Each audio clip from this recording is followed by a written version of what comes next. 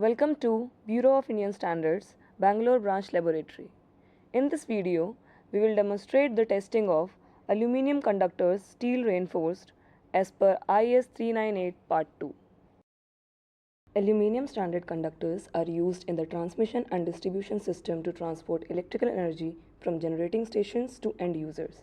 These systems can be overhead or underground, with overhead systems being preferred due to low cost and advantages. Different types of conductors. Aluminum standard conductor as per IS 398 Part 1. Aluminum conductors galvanized steel reinforced as per IS 398 Part 2. Aluminum conductors aluminized steel reinforced as per IS 398 Part 3. Aluminum alloy standard conductor as per IS 398 Part 4. Aluminum conductors steel reinforced is a widely used conductor in overhead power transmission and distribution networks due to its high strength and good conductivity. It consists of a central core of galvanized steel strands surrounded by layers of aluminum strands. The aluminum strands provide excellent conductivity, while the steel core enhances tensile strength, making ACSR suitable for long-span installations like river crossings. These conductors exhibit good corrosion resistance due to the galvanized steel core, ensuring long service life. The following are the tests done on aluminum conductors steel reinforced as per IS 398 Part 2. Diameter test as per clause 8.1.1. Stranding as per clause 10. Breaking load test as per clause 13.3. Elongation test as per clause 13.4.2. Wrapping test as per clause 13.5. Resistance test as per clause 13.6. Galvanizing test as per clause 13.7. Lay ratio as per clause 13.8. The first test being demonstrated is diameter test. The diameter of a conductor directly impacts its cross-sectional area, which in turn influences its electrical conductivity. Maintaining proper diameter ensures efficient current carrying capacity through the conductor. Equipment used: digital micrometer. Procedure: the nominal diameter of the sample taken up for testing is 3.35 mm. Ensure the sample is straight and free from any mechanical damage or deformation. The length of sample required is approximately 1 meter taken from stranded conductor. This is the sample used for diameter test. The diameter of the aluminum and galvanized steel wire shall be measured over the zinc coating separately. Mark the measurement points at random places at the center and at the two ends of test specimen by using marker. The diameter at a cross section is the average of two measurements at right angle at same cross section. Similarly, readings at three different cross sections are obtained. The final diameter will be the average of diameter at three cross sections. The diameter of the sample tested should be within the range specified in Table 1 and 2 of IS 398 Part 2 for aluminum and steel wires. The next test being demonstrated is stranding. Stranded conductors are most widely used than solid conductors because of their lower resistance, large surface area and flexibility. They have more current carrying capacity even with smaller diameters when compared to solid conductors. Procedure: the wires used in the construction of a stranded conductor should be evenly and closely stranded. The direction of lay of strands can be either right-handed or left-handed. With right-handed lay, the wires will conform to the direction of central part of letter Z. With the left-handed lay, the wires will conform to the direction of central part of letter S. In both the cases, the conductor should held vertically. The next test being demonstrated is breaking load and elongation test. Breaking load is crucial for ensuring that the conductor is strong enough to handle the mechanical stress it will experience during its operation, including wind, ice or load conditions in the field of operation. The minimum breaking load for different sizes of aluminum and steel conductors were specified in IS 398 Part 2 in Table 1 and Table 2. Elongation test checks how much steel wire can stretch before breaking, which is important to make sure it doesn't break under heavy use or severe weather conditions. The equipment used are universal testing machine, steel scale. Procedure. The diameter of the sample taken up for testing is 3.35 mm. The length of sample required is approximately 300 mm. The initial gauge length of 200 mm is marked on the sample. Mount the sample between the jaws of UTM and ensure the ends are properly clamped to avoid slipping during the testing. The rate of separation of jaws should be between 25 mm to 100 mm per minute. The UTM should be programmed as per sample size taken up for testing by entering conductor diameter and rate of separation, which is fixed as 50 mm per minute. Increase the load gradually until the sample breaks. This value will be automatically recorded in the system. The obtained breaking load should be equal to or greater than minimum value specified in table 1 and table 2 of IS 398 part 2. After breaking, the sample should be removed from the jaws of UTM and place it on a flat surface. Join the broken ends of the wire together and measure the final gauge length using a steel scale. The formula for elongation in percentage is final gauge length minus initial gauge length by initial gauge length into 100. When testing before stranding specimen, the elongation should be not less than 4%, and while testing after stranding specimen, the elongation should not be less than 3.5% according to IS 398 part 2. The next test being demonstrated is wrapping test. The wrapping test on ACSR conductors ensures the ductility of aluminum strands and adherence to the steel core. It verifies the conductor's mechanical strength, flexibility and resistance to cracking. The test is crucial for maintaining durability and reliability in high voltage power transmission. Wrapping test on galvanized steel wires. The length of the specimen taken up for this test is approximately 1 meter. The specimen is wrapped tightly around a mandrel 4 times the wide diameter to form a closed helix of 8 turns. After this wrapping, 6 turns are unwrapped and rewrapped again in the same direction as before. The wire must not break to pass the test.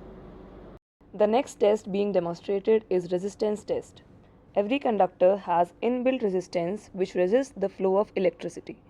This resistance causes heating and leads to wastage of power transmitted through it, which in turn reduces the efficiency. The resistance test is applicable on aluminum conductor only. The equipments that are used in this test are digital microohmmeter, thermometer, and test bench with terminals and clamps. Procedure. The diameter of the sample taken up for the testing is of 3.35 mm. Ensure the test specimen is free from visual defects. The length of sample required is approximately 0.7 meter. Connect the conductor ends to the test bench terminals with the aid of clamps. The electrical resistance of test sample with a length of 0.5 meter shall be measured at ambient temperature. Take the ambient temperature reading by using thermometer and the value of resistance at ambient temperature in milliohms by using microohmmeter. The measured value obtained will be in milliohms per 0.5 meter. This value should be converted to ohm per kilometer as per the requirements specified in the standard. In addition, as the measurement is not taken at 20 degrees Celsius, apply a temperature correction factor using the standard temperature coefficient of resistance for aluminium. The resistance is calculated as per the formula shown. R20 equals to RT into 1 upon 1 plus alpha into T minus 20, where R20 is resistance corrected at 20 degrees Celsius, RT is resistance measured at T degrees Celsius, alpha is constant mass temperature coefficient of resistance with the value of 0.004, T is ambient temperature during measurement. The resistance corrected at 20 degrees Celsius shall not be more than the maximum values specified in Table 1 of IAS 398 Part 2. The next test being demonstrated is galvanizing test. The mass of zinc coating test on steel wire is conducted to ensure that the steel wire has adequate corrosion protection. Zinc coating or galvanization is applied on steel wire to protect it from rust and corrosion. The equipments or chemicals used: solution of antimony trioxide and concentrated HCl, weighing balance and micrometer. Procedure: the test specimen of galvanized steel wire taken for this test is approximately 400 mm long. The test specimen shall be washed with alcohol and dried thoroughly. Weigh the cleaned test specimen to 0.01 grams. If the test specimen is too long for the container, it should be bent or coiled to permit complete immersion. Take a container big enough to immerse the sample and add the prepared solution to it and immerse the sample till the hydrogen gas stops evolving. The time required for stripping will vary depending on the coating thickness but should not exceed 1 minute. Remove the test specimen, wash in running water and wipe thoroughly with a clean, soft cotton cloth. Dry the test specimen completely and weigh it again to the nearest 0.01 gram. Measure the diameter at two perpendicular locations at the same cross section of the test specimen to the nearest 0.01 mm and calculate the average value. Finally, the mass of coating gram per meter square is calculated as per formula shown. M is equal to M1 minus M2 upon M2 into D into 1965, where M is equal to mass of zinc coating in gram per meter square of the surface, M1 is equal to original mass in grams of the test piece, M2 is equal to mass in grams of the stripped test piece, D is equal to diameter of the stripped test piece in mm. The mass of zinc coating value obtained shall not be less than the appropriate value specified in Table 1 of IS 4826. The next test being demonstrated is uniformity of zinc coating. The uniformity of zinc coating test on ACSR conductors ensures uniform galvanization of steel wire for resistance to corrosion. It evaluates the coating's consistency, adhesion, and effectiveness in protection against environmental factors. This test is crucial for enhancing the conductor's lifespan and performance in harsh weather conditions. Procedure: the test piece shall be cleaned with ether and then rinsed with alcohol and finally washed thoroughly with clean water and wiped dry with clean cotton cloth. Lacquer or varnish coatings shall be removed with ether, which will not attack the zinc coating or leave a greasy or waxy deposit. The test piece shall be brought to a temperature of 15 to 20 degrees Celsius prior to the beginning of the test. Prepare copper sulfate solution by dissolving 36 grams of technical grade copper sulfate crystals in 100 ml of distilled water. The temperature of the solution shall not vary beyond the limits of 18 plus or minus 2 degrees Celsius either at the commencement of the test or through the duration of the test. The test specimen or wire shall be tested in a glass container. The sample should undergo 2 1 minute and 1/2 minute dips in the solution as per the table displayed on the screen, with half minute dips followed by 1 minute dips. The specimen passes this test if at the end of the specified number of dips, when the test piece is finally rinsed and wiped dry, it does not show any adherent red deposit of copper upon the base metal. However, a red deposit within 25 mm of the wire's cut end is not considered as a failure. The next test being demonstrated is lay ratio. The lay ratio helps to ensure that the cable or wire is flexible enough to be bent without damage but also strong enough to resist wear over time. A correct lay ratio minimizes internal stress on the individual wires, reducing the risk of breakage and improving the overall lifespan of the cable. Procedure. The length of sample required is approximately 1 meter. Measure the axial length of one complete turn of a helix formed by individual wire of stranded conductor. The diameter of a stranded conductor should be measured as the average of two readings taken at right angles to each other at the same cross section. Lay ratio is calculated as per the formula shown. Lay ratio equals to axial length of one complete turn of the stranded helix upon external diameter of stranded conductor.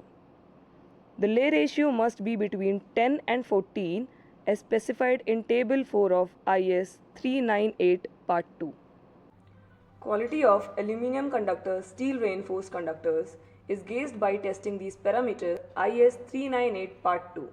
Thank you for watching.